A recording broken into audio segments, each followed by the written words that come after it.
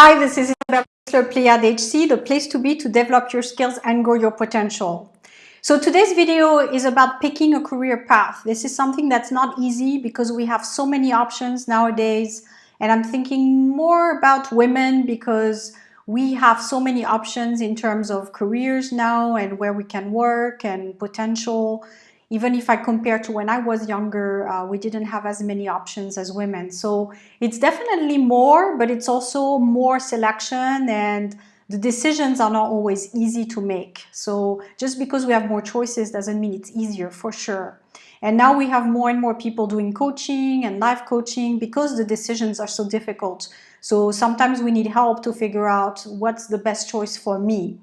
And I really want to insist on this. It's about the best choice for you, because something that fits someone may not be the right decision for you. So I'm thinking in terms of, for example, parents who might tell their children, well, go into medical field because there you can get a good salary and it's very rewarding, and maybe because they've done it.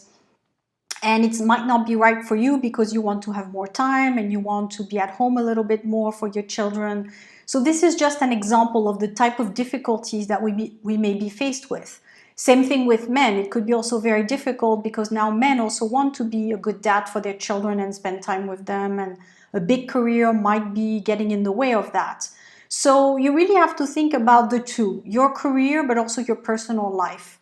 And that's why in my ebook, I have a section where I want you to list both your personal goals and your career goals and see if they match and they're compatible, and you will find that maybe not. So again, if you want to get this ebook, you can post down below and I'll make sure to send you a copy, because it will really help you go through the different steps so that you understand what is best for you. So in terms of expats especially, it's important because as an expat, you are at some point traveling some places and you may get a job across the world.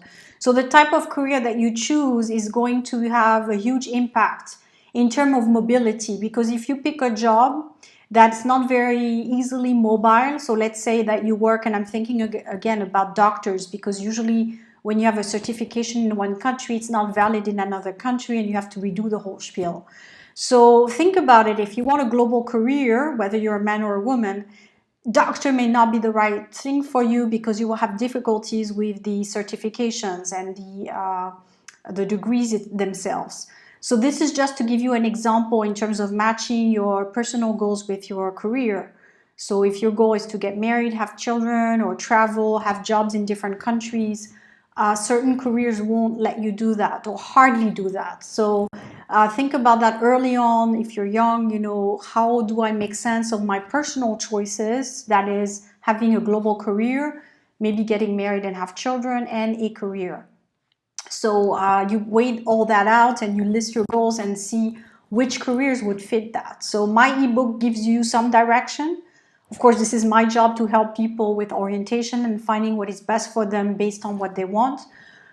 So that's just in a nutshell for young people what they should look at. Now, the second part of this video is for people who are, I would say, 40 and above. So you've had experiences already, maybe a mixed bag of different things, and now you want something different. Typically in your 40s, you want more fulfillment. This is becoming a little bit more important for you. Typically, you've been there and done that. You've seen the corporate life. Most of the time, you don't want this anymore. You want more fulfillment, more pleasure at work. You also want more time. The hours that you do in your 20s and your 30s is not necessarily something you want anymore in your 40s because you want to enjoy a little bit. So this should also be taken into account. What type of careers would give you this flexibility? Now I come with something that I really believe in, especially for women. It's the work from home. Because I find that you can have the pleasure of working on something intellectual, on building something, on making a difference, and at the same time you have some time off.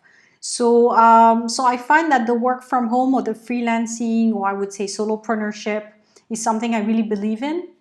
Now I can't convince everybody, because some people will say, I need to have more contacts with individuals, with coworkers. I need to have the life of the office. I mean, it gives you a schedule.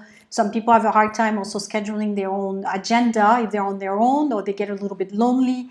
So it's not for everybody, but it's just to give you an example of things you can look at as careers when you're in your 40s and above. So my ebook also gives you direction on the exercises and the visualization and finding out what it is that you want, and then make the decision on the type of career that has all these criteria. So really take the time, take a step back, do your own skills assessment via my ebook or somebody else's. I mean, there's lots of things out there for you, for lots of resources, but really do this skills assessment, do this self-reflection work before you engage in spending money, time, efforts. Education is expensive, as you know, so it's something that should really be the consequence of having thought about your goals and what is the best solution. So I let you think about all these things. It's a lot of information I'm giving in this video, lots of reflection material. If you're interested in booking a session with me, just to find out, where you stand and how I can help you, you can send me an email first with your current issue, and I will respond to you and see where we take it from there. Thank you very much. Have a great day. Bye.